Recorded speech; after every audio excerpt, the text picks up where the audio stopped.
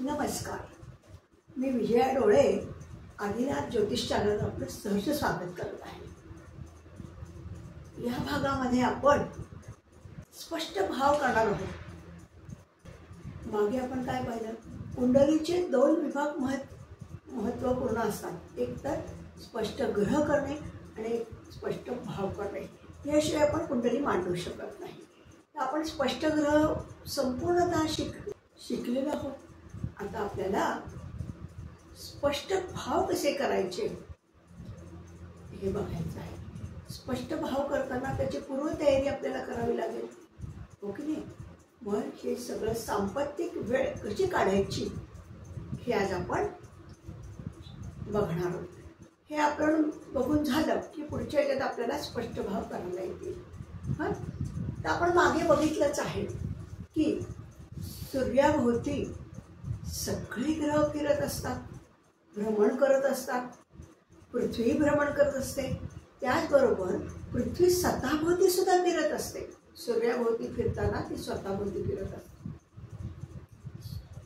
तिच्या स्वतःच्या भोवती फिरण्यावरून आपल्याला स्पष्ट भाव करता येणार आहे। ते कसं बरं?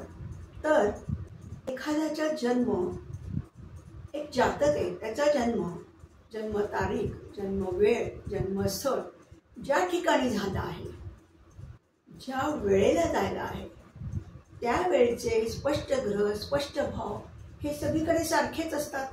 हे आपण मागे बघितलं आहे।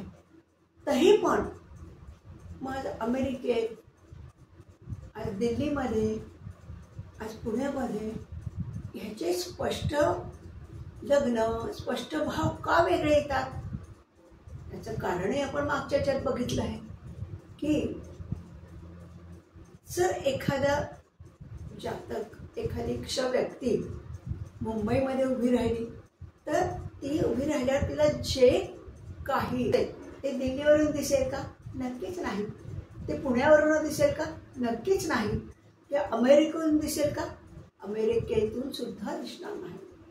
याचा अर्थ काय झाला की जरी तेच ग्रह, तेच भाव असले तरी क्षितिज वेगवेगळं असल्या कारणाने, म्हणजे भाव वेगवेगळे बदलल्या कारणाने जे क्षितिज दिसतं तर पूर्वभाव म्हणायचं। तो पूर्वभाव बदलत जातो आणि त्यानुसार कुंडली सुद्धा पूर्ण कुंडली बदलते। तसेच असतात, भाव तेच असतात, पण केवळ आणि केवळ क्षितिजामुळे हे वेगवेगळं दिसतं। हे आपण मागेही बघितलेलं आहे की 2 वाजता एखाद्या ठिकाणी जे जन्म असेल ती जपानमध्ये 5 वाजता असेल, ते अमेरिकेत 4 वाजता असेल। हे जे काय आहे उदाहरणार्थ, ते त्याच्यामुळे होतं। त्यामुळे स्पष्ट लग्न बदललं की ऑटोमॅटिक सगळे भाव आणि ग्रह बदलतात। हे आपण मागे बघितले, ते पण आता आपण बघणार आहोत। आणि आता पुढे आपण भाव स्पष्ट कसे करायचे हे पण आपण बघणार आहोत। स्पष्ट भाव करताना आपल्याला स्थानिक वेळ, जिथे जन्म झाला असतो ती वेळ कशी काढायची, नंतर हे सगळं आपल्याला आधी बघावं लागेल, अभ्यासावं लागेल, आणि मग आपण स्पष्ट भाव करणार आहोत। हां, तर मी आता तक्ता लावते, त्याच्यावर तुम्हाला मागे मी दाखवलं आहे ते तुमच्या आणखी लक्षात येईल। आता बघा, राशी अंश कला पंचांग व एफिमेरीज मध्ये दिलेले ग्रह अंश, कला, विकला या स्वरूपात असतात। पुढे कुंडलीत भरण्याच्या सोयीसाठी अंशाच्या राशी करून घ्याव्या लागतात।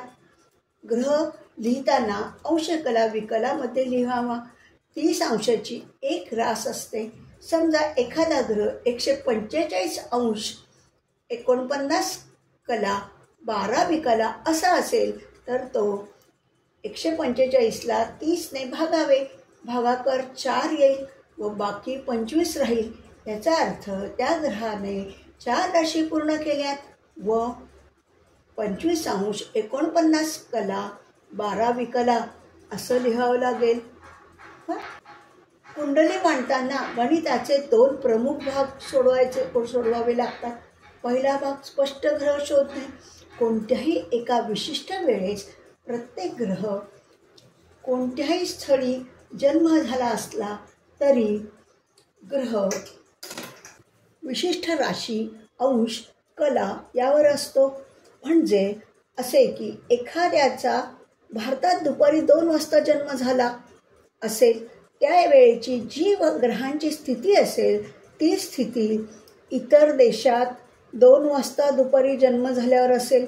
फरक इतकाच की भारतात 2 वाजले तेव्हा त्या देशाची प्रमाण वेळ रेखांश प्रमाणे वेगवेगळी असेल. उदाहरणार्थ भारतात दुपारी 2 वाजले तेव्हा त्याच वेळी एखाद्या देशात संध्याकाळी 5 वाजले असतील, तर दुसऱ्या देशात सकाळचे 4 वाजले असतील. तरीही पण भारतात दुपारी 2 वाजता ग्रहांची जी स्थिती असेल तीच स्थिती दोन्ही देशात असेल. पृथ्वीवर जन्म कोठेही झाला तरी एखाद्या विशिष्ट वेळी ग्रह स्थिती सारखीच असते. कारण पंचांग व एफिमेरी ग्रह स्थिती ही भूकेंद्राशी संबंधित असते. आकाशस्थ ग्रह भूकेंद्राशी किती अंशाचा कोन करतो हेच एफिमेरीजमध्ये दिलेले असते. आकाशातील ग्रहांचा संबंध ग्रहांची सूर्याभोवती फिरण्याची गती व पृथ्वीची सूर्याभोवती फिरण्याची गती यांच्याशी असतो. म्हणून पृथ्वीवर विशिष्ट क्षणी कोठे जन्म झाला तरी ग्रहांची राशी, अंश, कला, विकला यांची स्थिती सारखीच असते.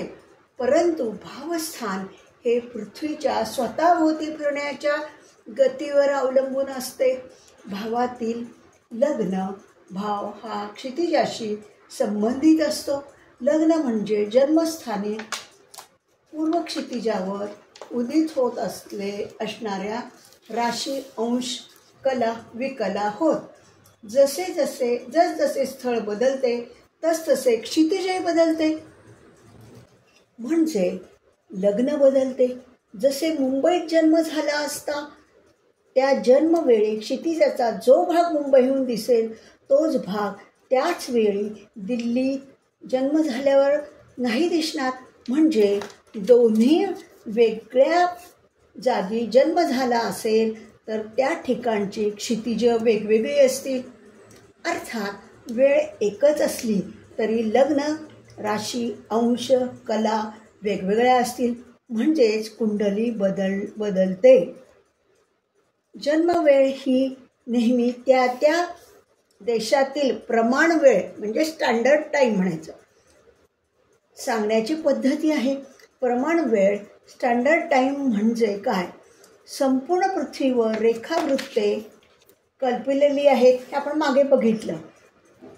त्याला रेखांश म्हणतात. ती एकूण 360 आहेत.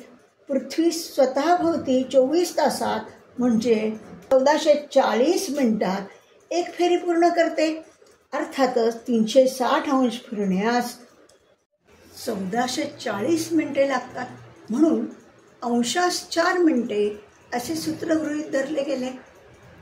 एक देशामध्ये वेळेचे सुसूत्रीकरण करण्यासाठी त्या देशात घड्याळाची एकच वेळ सांगण्याकरिता त्या देशातून साधारणपणे मध्यावरून जाणारे 7 अंश 30 कलाच्या पटीतील 82 अंश 30 कला हे भारताचे प्रमाण वेळेचे रेखांश ठरवण्यात आले. याचप्रमाणे इतर देशातील प्रमाण वेळ म्हणजे रेखांश ठरवण्यात आले. जन्मकुंडली मांडण्यासाठी स्थानिक वेळेची आवश्यकता असते. स्थानिक वेळ म्हणजे जन्मस्थानी किती वाजले ते शोधणे. त्याकरिता जन्मस्थळाचे रेखांश माहीत असणे गरजेचे आहे. प्रमाण वेळेचे व जन्मस्थानाचे रेखांश यातील फरक वजाबाकीने काढावा. फरकातील अंशाला 4 मिनिटाने गुणावे व 4 कलांना 4 सेकंदाने गुणावे म्हणजे रेखांतर काल मिळेल. जन्मस्थळाचे रेखांश प्रमाण वेळ रेखांशाच्या पूर्वेस असेल तर रेखांतर काळास अधिक चिन्ह द्यावे व पश्चिमेला असेल तर वजा चिन्ह द्यावे. सदर रेखांतर काल हा जन्मवेळेत चिन्हाप्रमाणे मिळवावा किंवा वजा करावा म्हणजे स्थानिक वेळ मिळेल. उदाहरणार्थ जन्मस्थळ मुंबई, रेखांश किती आहे त्याचे 72°50 कला. जन्मवेळ सकाळी 9:10. हां, भारताची प्रमाणवेळ किती आहे 82°30 कला. आणि वजा काय करायचं, मुंबईचे रेखांश किती आहेत 72°50 कला. याच्यातनं वजा केल्यावर किती झाले 9:40 कला. हां, जे भारताची जी प्रमाण वेळ आहे त्याच्यातून जन्मस्थळाचे रेखांश वजा किंवा अधिक करावे लागतात. इथे जर अधिक लिहिलं असेल तर अधिक. आता हे काय आहे वजा आहेत म्हणून हे वजा केले. आता गुणिले 4 मिनटं 4 सेकंद. 9 चौक 36 म्हणजे 36 मिनटं आणि 4 चौक 16 160 सेकंद. मग 36 मिनटं अधिक 160 सेकंद. आता 160 सेकंदाचे आपण काय करणार मिनटात रूपांतर करणार. आता 160 सेकंदांचे मिनिट करू. 2 मिनिट आणि 40 सेकंद म्हणून 36 मिनिट अधिक 2 मिनिट 40 सेकंद बरोबर 38 मिनिट 40 सेकंद. उत्तर किती आलं 38 मिनिट 40 सेकंद. रेखांतर कालास वजा चिन्ह दिले कारण 72°50 कला हे रेखांश 82°30 कला या प्रमाण वेळेच्या पश्चिमेस आहे. पूर्वेस असेल तर ते अधिक झालं असतं, पश्चिमेत आहे म्हणून वजा झालं. जन्मवेळ प्रमाणवेळेनुसार म्हणजे आपली स्टँडर्ड टाईम नुसार कसं झालं तास मिनटं सेकंद. किती वर आले आपले जन्मवेळ किती आहे 9 तास 10 मिनटं आणि 0 सेकंद. आता वजा रेखांतर काल किती आला आपला 38 मिनटं 40 सेकंद. हां, मग त्याचं किती झालं तो वजा केल्यावर स्थानिक वेळ आली ती किती आली 8 तास 32 मिनटं 20 सेकंद. ही स्थानिक वेळ येत आहे का लक्षात. आधी काय केले आपण भारताची प्रमाण वेळ काय आहे रेखांशामध्ये 82°30 कला. हां, त्याच्यातून मुंबई हे आपण शहर घेतलं आहे जन्मस्थळ. त्याचे रेखांश किती 72°50 कला. ते वजा केले ते आले 9:40 कला. गुणिले 4 मिनटं 4 सेकंद. 36 मिनटं 160 सेकंद. 160 सेकंदाचे मिनटात रूपांतर केल्यावर 38 मिनटं 40 सेकंद हे आलेलं आहे. मग हे काय झालं हा रेखांतर काल झाला. काय म्हणायचं याला रेखांतर काल. तो किती 38 मिनटं 40 सेकंद. मग जन्मवेळ काय आपली 9:10. 9:10 9 तास 10 मिनटं 0 सेकंद वजा 38 मिनटं 40 सेकंद. तो किती आला 8 तास 32 मिनटे 20 सेकंद. हां, म्हणून मुंबईचे स्थानिक वेळ 8:32 सेकंद. हे सर्व विवेचन अभ्यासकांच्या सोयीसाठी केलं आहे. वरील प्रमाणे गणित करून रेखांतर काल करण्याची गरज भासत नाही. कधीच गरज भासणार नाही कारण रेखांतर काल हा म्हणजे पंचांगामध्ये दिलेला असतो. हां, कारण अक्षांश रेखांश व रेखांतर काल दिला असल्यास तो काल काय करायचा मायनस किंवा प्लस वजा किंवा बेरीज काय असेल त्याप्रमाणे त्या चिन्हानुसार करायचा असतो. तो त्या चिन्हाप्रमाणे जन्मवेळ जी असेल त्याच्यात मिळवल्यास किंवा वजा केल्यास स्थानिक वेळ मिळते. स्थानिक वेळ शोधल्यावर एक संस्कार करावा लागतो. तो म्हणजे स्थानिक वेळेतील तासांना 10 सेकंदाने गुणावे. आलं का लक्षात आत्तापर्यंत. हां, रेखांतर काल कसा काढला ते आपण पाहिलं. हां, आधी काय प्रमाण वेळातनं आपल्या जन्म कुठला मुंबईचा आहे म्हणून त्याचे रेखांश मायनस केले, वजा आहे, पश्चिमेला आहे म्हणून. मग ते जे आहे त्याला 4 मिनटं 4 सेकंदांनी गुणलं म्हणजे तो काय आला, रेखांतर काल आला. आणि मग जन्मवेळेतून आपण ते मायनस केलं, मग ती स्थानिक वेळ झाली. स्थानिक वेळ म्हणजे जन्मवेळ, जिथं आपल्या ज्या ठिकाणी जन्म झाला ती वेळ किती आली, 8 तास 32 मिनटं 20 सेकंद. येते का लक्षात? हां, मिनिटांना 6ने गुणावे हा संस्कार का करावा याचे विवेचन देत आहे. त्याकरता जन्मवेळेचे इष्ट सांपत्तिक काल म्हणजे काय ते समजले पाहिजे. जन्मवेळेचा इष्ट सांपत्तिक काल म्हणजे पृथ्वीच्या गतीनुसार चालणाऱ्या घड्याळात जन्मवेळी किती वाजले हे शोधणे. साधारण आपण 24 तासाचा दिवस धरतो, पण पृथ्वी ही 23 तास 56 मिनटं 4 सेकंदात एक फेरी पूर्ण करते. तेव्हा आपला दिवस संपतो.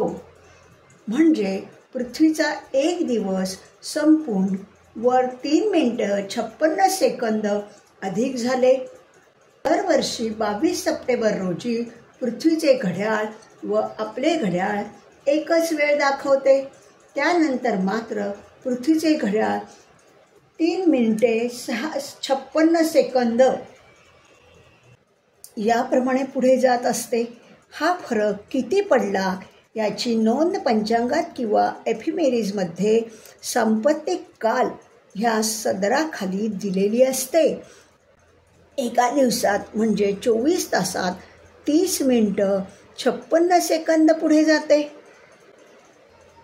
गणिताच्या सोयीसाठी आपण 4 मिनिट म्हणू, म्हणजे 240 सेकंद 24 तासात 240 सेकंद पुढे जाते. म्हणजेच 1 तास 10 मिनटं पुढे जाईल. या हिशोबाने 6 मिनिटात 1 सेकंद पुढे जाते. म्हणून स्थानिक जन्मवेळेच्या तासांना 10 सेकंदाने गुणावे व मिनिटांना 6ने भागावे. म्हणजे जन्मतारखेच्या 0 स्थानिक वेळेपासून स्थानिक जन्मवेळेपर्यंत पृथ्वीचे घड्याळ किती पुढे जाते किंवा पुढे गेले असेल ते आपल्याला कळेल. येते का लक्षात? हां, पृथ्वी स्वतःभोवती 24 तासात फिरते ती आपण 24 तास म्हणतो, पण ती ॲक्च्युली 24 तासात फिरतच नाही. ती कितीला फिरते, 23 तास 56 मिनिट 4 सेकंदात फिरते. म्हणजे हा जो फरक आहे 3 मिनटं 56 सेकंदाचा हा आपल्याला काढावा लागेल. म्हणून 10 सेकंदाने काय करायचं, गुणावं आणि 6 मिनिटाने भागावं. त्याच्यासाठी हा संस्कार आपल्याला करावा लागतो. त्यालाच संस्कार करणे असे म्हटले आहे. अशा प्रकारे गणिताने आलेला संस्कार स्थानिक जन्मवेळेत मिळवावा की संस्करित वेळ मिळेल. संस्करित वेळेत जन्मतारखेचा सांपत्तिक काल सिड्रल टाईम मिळवला की जन्मवेळेचा इष्ट सांपत्तिक काल मिळेल. म्हणजे जन्मवेळेस पृथ्वीच्या वेगाने चालणाऱ्या घड्याळात किती वाजले होते ते कळेल. आता आपण ह्याचं पूर्णच्या पूर्ण कसं गणित केलं आपण 8-9 स्टेजेसमध्ये ते बघूया. जन्मवेळेची इष्ट सांपत्तिक वेळ कशी काढायची हे आपण आता स्टेजेसनी बघितलं. आता ह्या पुन्हा स्टेजेस आणि हे सगळं आपण जन्मवेळेची इष्ट सांपत्तिक वेळ कशी काढायची ते गणिताने बघतोय.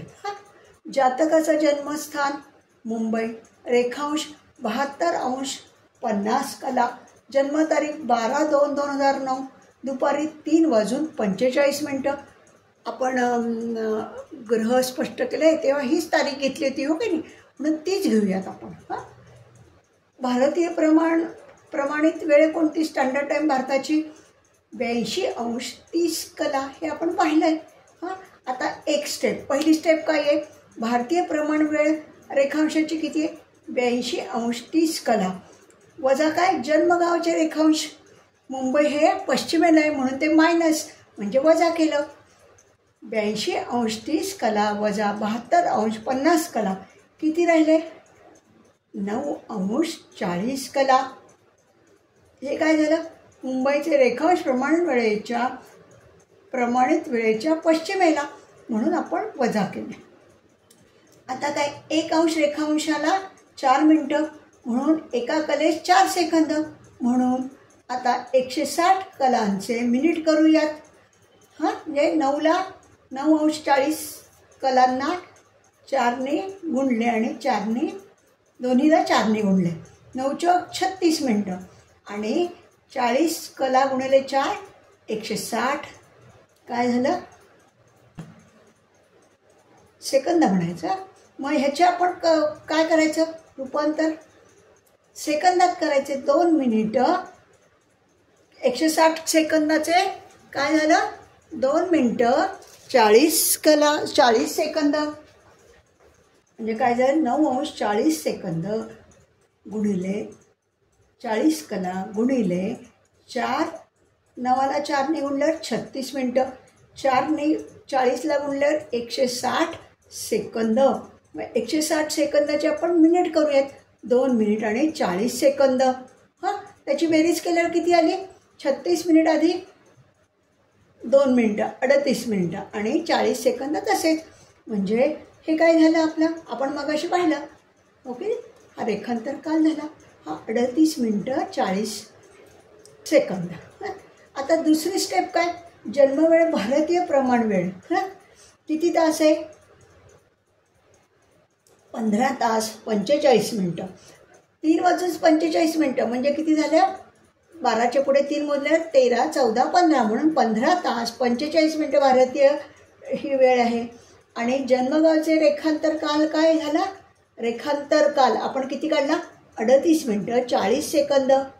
हे काय करायचे, वजा करायचे.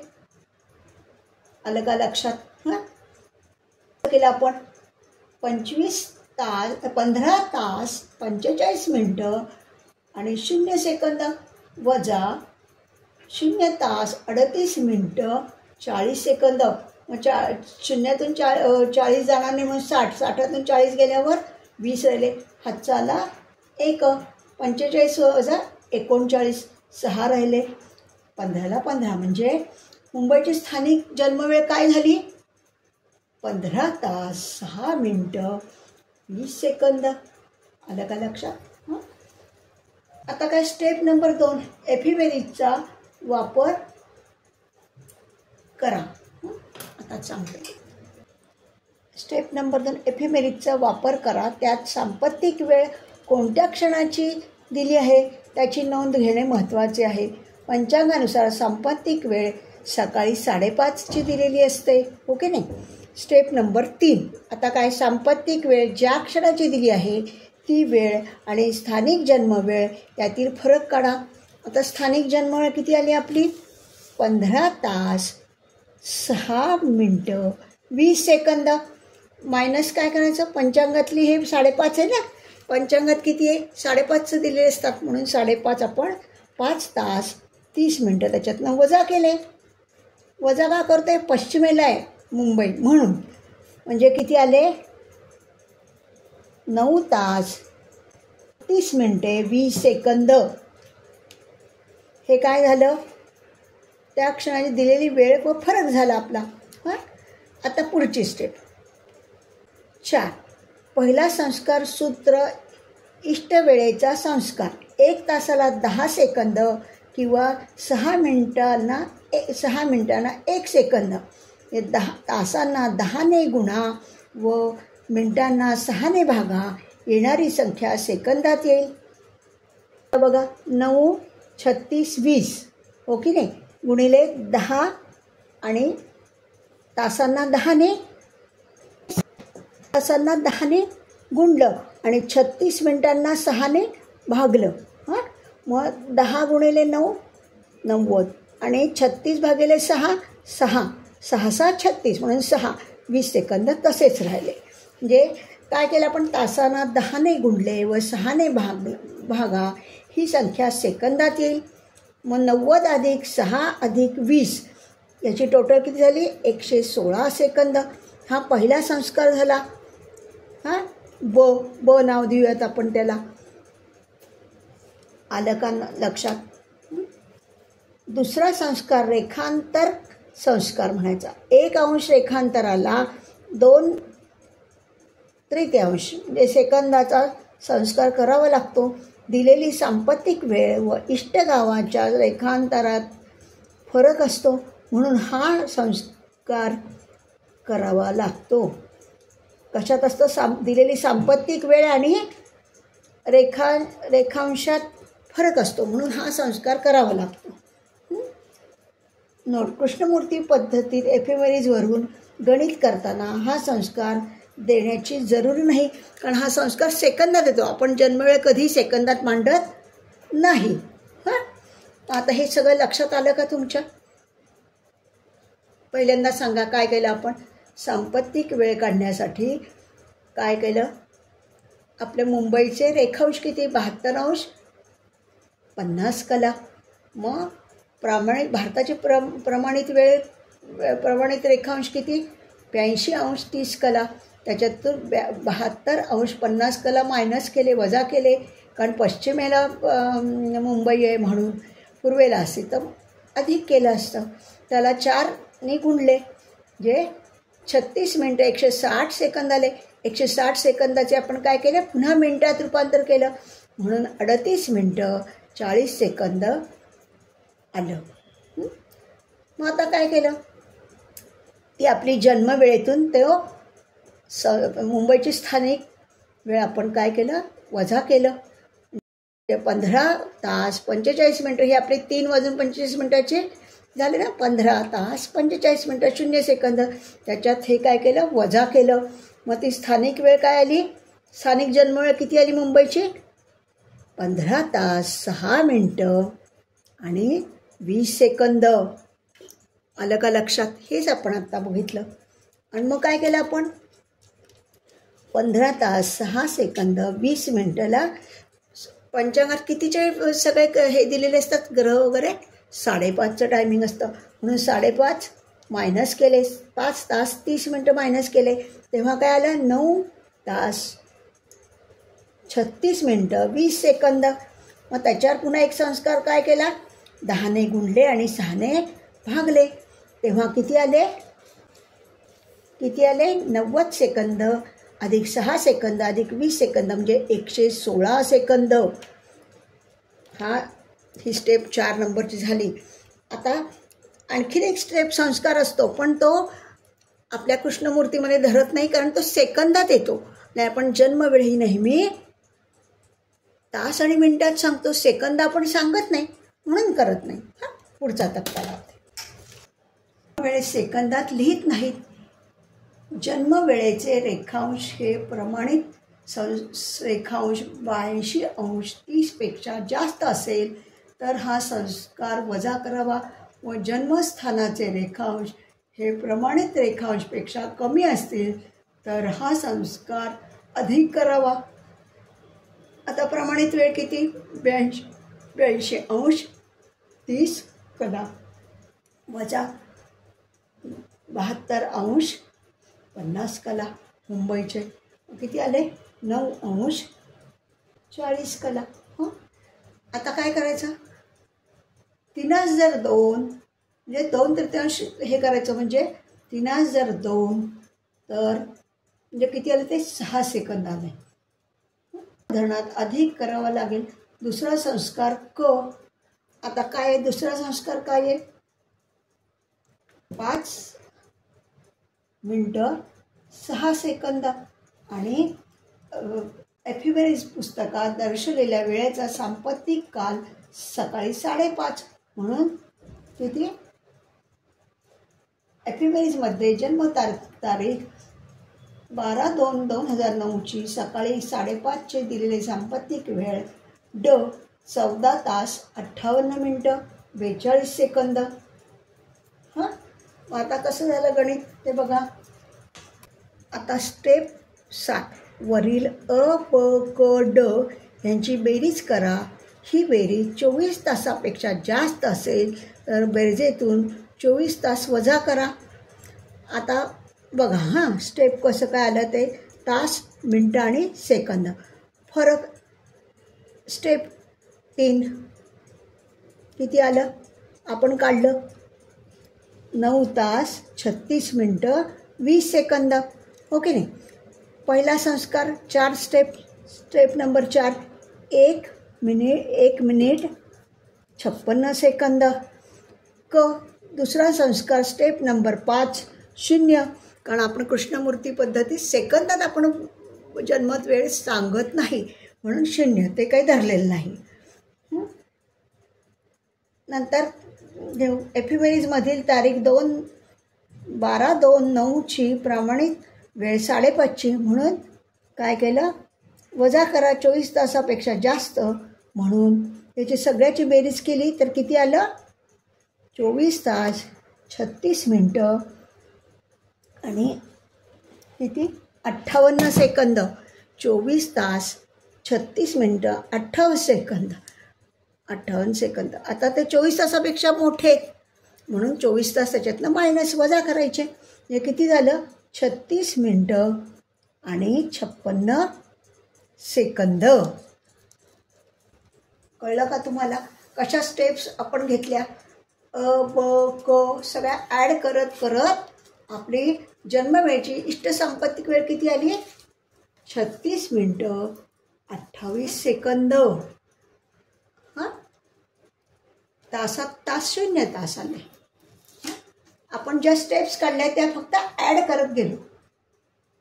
आता आपण सगळ्या स्टेप्सची बेरीज करणार आहोत. हां, स्टेप्स 7 वरील अ, ब, क, ड यांची बेरीज करा. ही बेरीज 24 तासापेक्षा जास्त असेल तर बेरजेतून 24 तास वजा करा.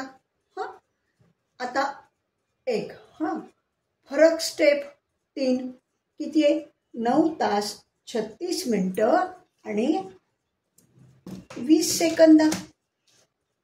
पहिला संस्कार स्टेप 4 किती 1 मिनिट 36 सेकंद. दुसरा संस्कार स्टेप 5 0 मिनिट 0 सेकंद. कारण तो जो आपण संस्कार का घेतला नाही तर त्याच्यात आपण जन्मवेळ कशी सांगतो इतके वाजून इतके मिनटं सेकंदात सांगतो का नाही. आणि हा संस्कार ह्याच्यात येतं सेकंदात सांगत नाही म्हणून तो आपण 0 घेतला. नंतर एफिमरीजमध्ये 12/2/9चं किती दिले 14 तास 58 मिनटं 42 सेकंद दिलेले.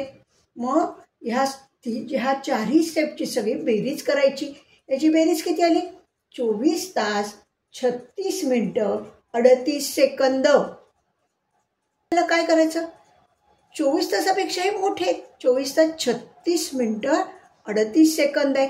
मग त्याच्यातून 24 तास वजा केले म्हणजे किती राहिले 0 तास 36 मिनटं 38 सेकंद. म्हणजे आपला सांपत्तिक वेळ किती आली 36 मिनटं 38 सेकंद. 12/2/2009 3:45 मिनटं दुपारचा जन्म आणि मुंबईचा जन्म याची इष्ट सांपत्तिक वेळ ही 32 मिनटं 38 सेकंद आली. आता 36 मिनटं 38 सेकंद ह्या सांपत्तिक वेळेवरनं आपण काय करणार आहोत स्पष्ट भाव करणार आहोत. पुढच्या भागात आपण स्पष्ट भाव करायला घेणार आहोत.